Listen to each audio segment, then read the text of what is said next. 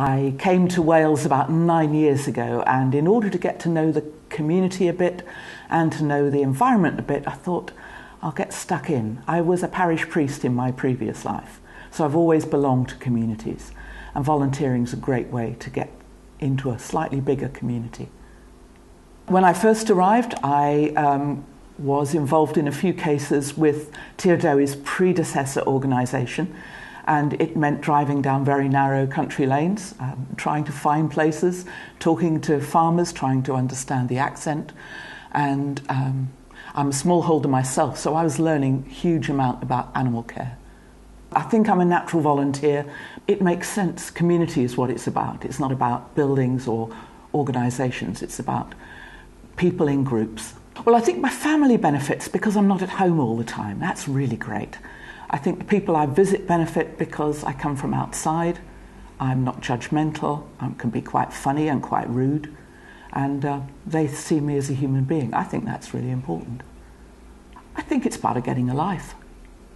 I think it's part of overcoming the push to only look after yourself and your own tiny concerns. I think it's about seeing the bigger picture. I think it's fun. I think it's always hard when people struggle and come to the end. Sometimes the end, the selling of a farm, what they might think of as giving up, especially after a long family succession of farming, that is sad. It's sad for them. It's sad for anyone who's watching. But sometimes it's necessary. Sometimes going through that death is the only way they can discover a different life, a possibility.